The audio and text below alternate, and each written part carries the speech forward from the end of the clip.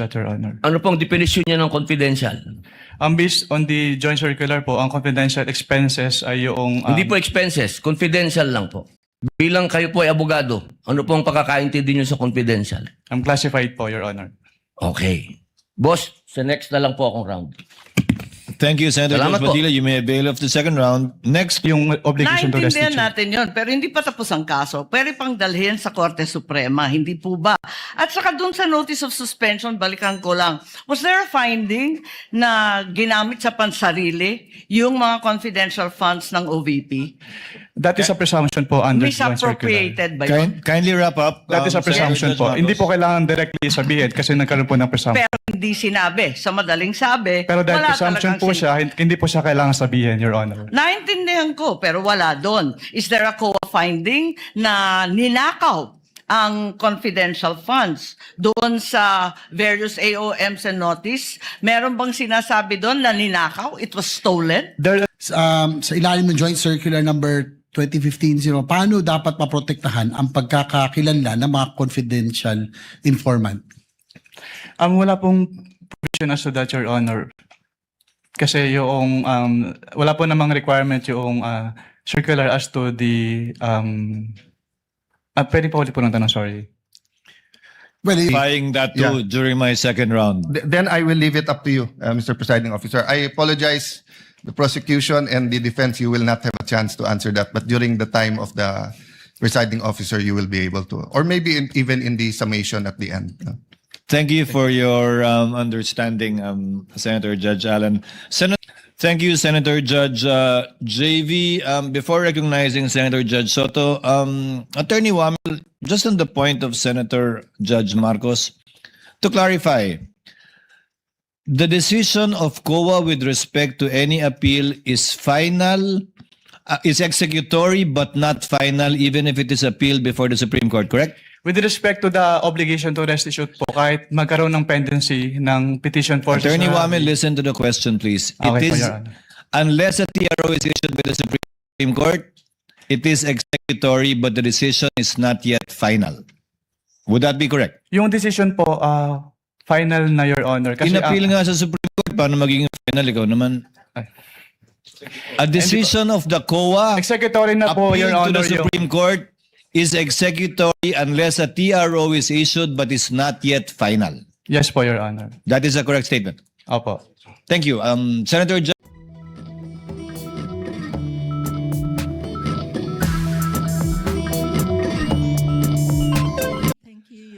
Next to interpolate, Senator Judge Padilla. You may proceed when you're ready, sir. You have 2 minutes. Maraming salamat po, Ginoong tagapamahalang hukom. Meron lang po ako mga tanong. Maiksi lang po ito. Saan po kayo pinanganak? Sa Nueva Ecija po, Your Honor. Nueva Ecija. Opo. Saan po kayo nakatira ngayon? Sa Manila po. Manila. Saan po kayo nag-aral? Central Luzon State University po, ng accountancy, and then Saan Arellano po, University ng Juris Doctor po. Okay. Saan po kayo nakaikot na sa bansa natin? Nakaikot na po ba kayo ng Mindanao, sa Bicol? Marami na po akong naikutan, hindi ko na po maalala lahat, Your Honor. Opo. Kayo po ba ay nakarating na sa BARM? Yes po, Your Honor. Opo. Saan po sa BARM? Sa Sulu? Sa Basilan? Maguindanao? Hindi niyo po matandaan? Hindi Maubos ko po po yung oras ko. matandaan, Your Honor, kung saan. Bicol po. Nakaikot na po kayo sa Bicol? Yes po, Your Honor. Saan po sa Bicol? Sa Camarines Norte? Sa Camarines Sur po. Sur? Sa Norte, hindi pa po. Hindi ko po maalala kung... Nakaikot na po kayo sa mga bundok.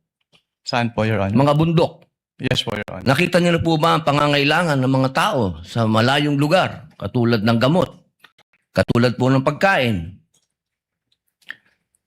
Wala naman po akong na-observe, Your Honor. Ayun, wala. Hindi po kayo exposed. Exposed po ba kayo sa threat ng terrorism sa bansa natin? Nabalitaan niyo po ba ang ISIS, ang NPA, ang Abu Sayyaf? Exposed po ba kayo doon sa mga balita? Sa news po, may Sa mga news. nabalitaan po ako, Your Honor. Opo. Alam niyo po ba na kung gaano nakagrabe ang terrorism? Wala po akong threshold, Your Honor, to determine that. Wala po. Pero kayo po ang humahawak ng investigasyon patungkol sa confidential fund. Tama po ba? Hindi po siya investigation, evaluation po. Evaluation. Nako, tama-tama. Ibig po sabihin, kahapon po, sinabi ninyo na gumawa lang kayo ng preliminary investigation. Tama po ba? Preliminary inquiry. Hindi po, part po siya ng process namin na mag-issue po kami ng AOM. Opo. So, ibig po sabihin, kahapon kasi narinig ko parang yung ginawa nyo, preliminary lang. Yung AOM po, preliminary lang. Opo, hindi po yun konklusyon. Kung ang tinutukoy niyo po ay yung... Meron po kasing provision as to the joint circular as to tinatawag na prima facie. Pakisagot na lang po kung conclusion ba po yun? Final? Hindi po kasi we require So, hindi po them. final. Based Boss, on the AOM po. konti lang po oras ko, hindi po final. Sa AOM po, yung AOM po hindi pa final. Hindi po final. Opo. Kayo po ba ay naniniwala na ang mga confidential agent dapat magpakilala? Sabihin ng kanilang mga totoong pangalan? Wala pong provision as to that po sa joint circular, Your Honor. Opo. Kayo po mismo, palagay niyo po, sa personal po ninyong pagkakaintindi, ang mga confidential agent dapat po bang magpakilala? Since that calls for an opinion, hindi po ako authorized to express that, Your Honor. Ano pong definition niya ng confidential? Based on the joint circular po, ang confidential expenses ay yung... Hindi po expenses, confidential lang po. Bilang kayo po ay abogado, ano pong pagkakaintindi niyo sa confidential? classified po, Your Honor. Okay. Boss, sa next na lang po akong round. Thank you, Senator Salamat Judge po. Padilla. You may avail of the second round. Next would be Senator Judge Marcos. You are recognized, ma'am. You may proceed when you're ready. You have 2 minutes. Thank you very much, Presiding Judge. Okay, kanina sinabi mo na hindi ka umabot doon sa notice of disallowance pero andun pa rin sa ICBAO nung na-release yung notice of suspension, di ba? Yes po, Your Honor. Okay. So, doon sa notice of suspension, katulad ng disallowance, na sabi mo, kahit wala ka na ron, you were made aware kasi nabalitaan mo, pinagbawal ba ng COA yung mga confidential expenses dahil peke o fictitious, gawa-gawa lang yung mga AR? Anong pong notice yung tinutukoy niya po, Your Honor?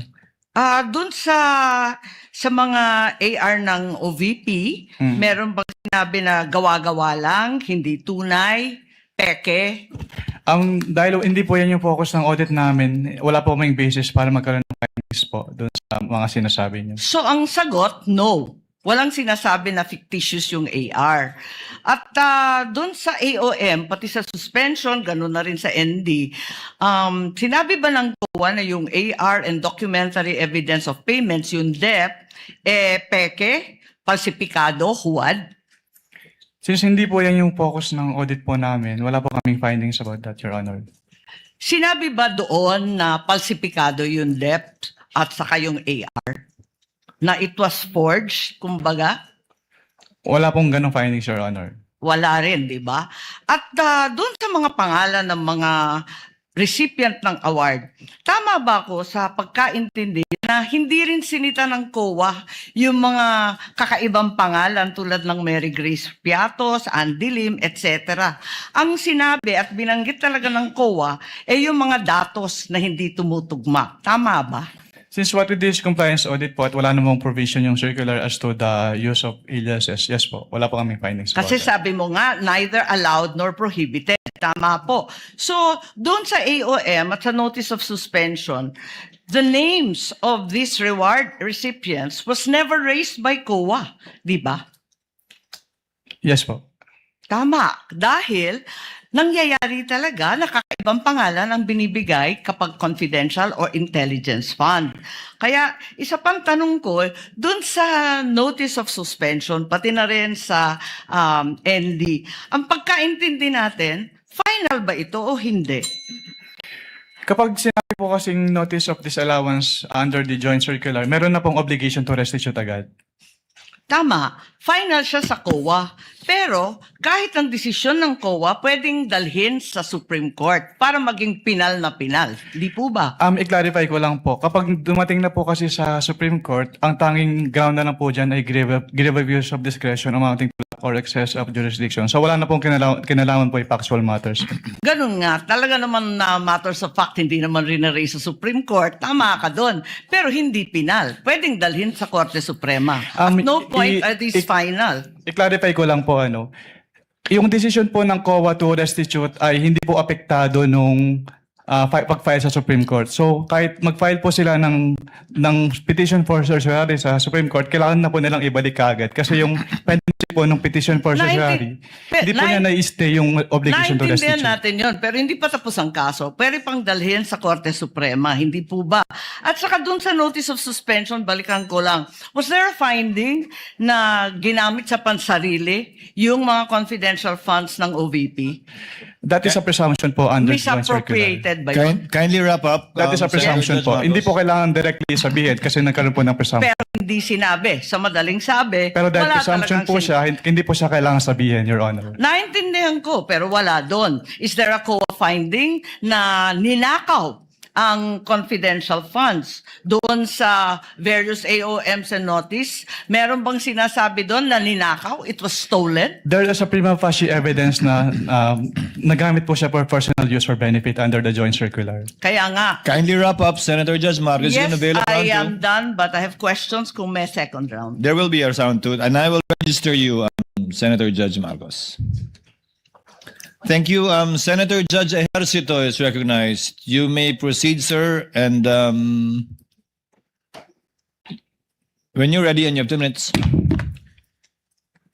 Yes, thank you, Mr. Presiding Officer.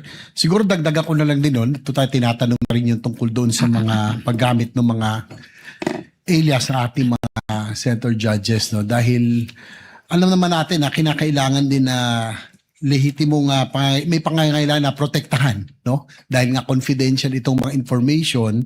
Ang sa ilalim ng Joint Circular number 2015-0, paano dapat maprotektahan ang pagkakakilanlan ng mga confidential informant? Wala pong provision as to that, Your Honor. Kasi yung wala po namang requirement yung circular as to the pwede po ulit po ng tanong, sorry.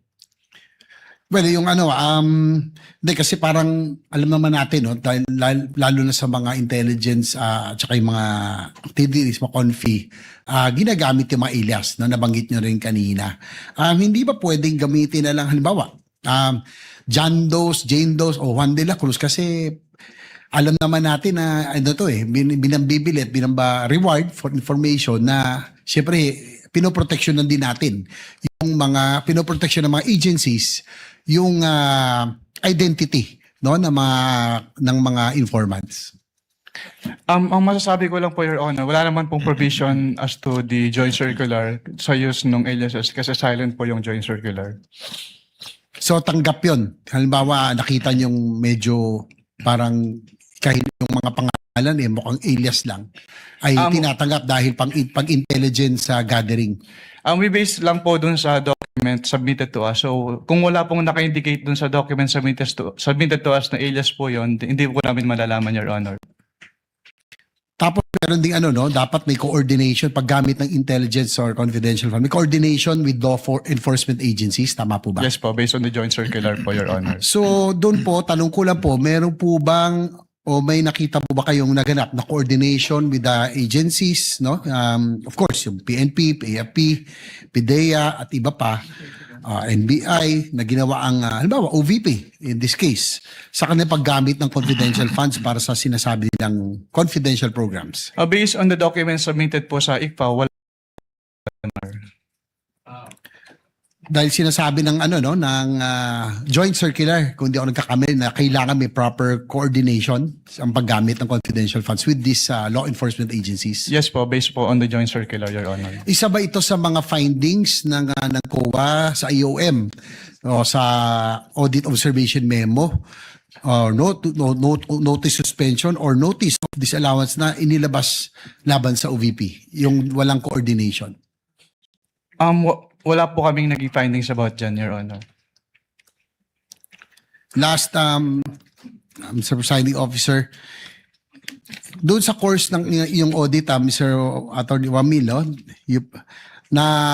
did you see any evidence o may ebidensya ba kayo na si Vice President personally ang tumanggap, ang nakakuha o nagbenepisyo doon sa Confidential Intelligence Fund? Based on the documents po, wala po, Your Honor. Wala po akong personal knowledge about that po. So para sa record, for the record, just last point, Mr. Presiding Officer, sa pagkakaroon o kawalan ng ebidensyang nagpakita ng personal na pagtamanggap na kinabang ba ang isang opisyal ng pamahalaan sa pondong bayan ay sapat na? O upang matukoy kung may umiiral na pananagutang administratibo, civil o kriminal?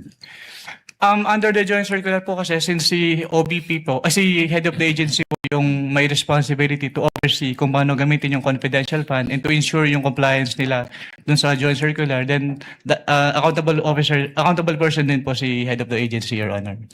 So last question, Kindly wind up. Mr. President. Upang maging malinaw ang inyong testimonya nang sabihin ninyong wala kayong nakitang ebidensya na ang pangalawang Pangulo mismo ang tumanggap, nagpanatili o nakinabang sa confidential intelligence, inilahad lamang ba ninyo ang inyong audit findings at hindi kayo nagbibigay ng legal na konklusyon hinggil sa pagkakaroon ng kawalan ng pananagutan? Is it based on your audit findings or legal conclusion hinggil sa pagkakaroon ng liability? Based po sa audit findings, Your Honor. Kasi nilalagay po namin yung persons accountable dun sa aming ini-issue po. Okay, thank you, Mr. Presiding Officer. Thank you, Senator Judge JV. Before recognizing Senator Judge Soto, Attorney Wamil, just on the point of Senator Judge Marcos, to clarify, the decision of COA with respect to any appeal is final, is executory but not final even if it is appealed before the Supreme Court, correct? With respect to the obligation to restitute po, kahit magkaroon ng pendency ng petition for... Attorney Wamil, listen to the question, please. Okay, It is, Your Honor.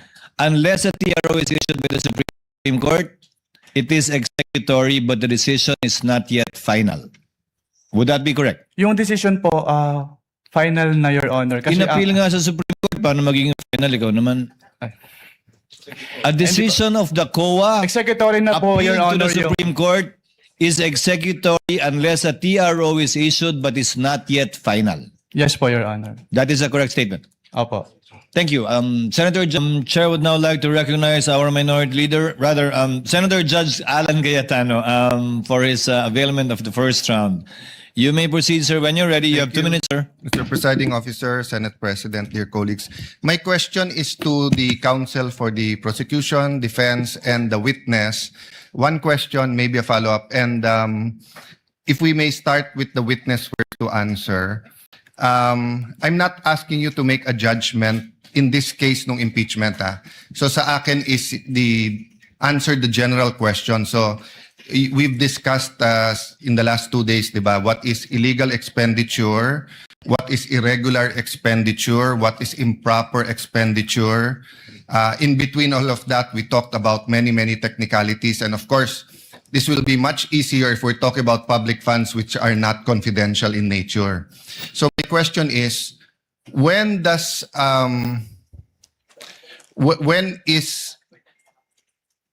we analyze the expenditure, when is it in the nature of an administrative problem na parang mag-submit lang kayo, i-justify nyo to, o kulang lang ng dokumento, i-supply nyo to.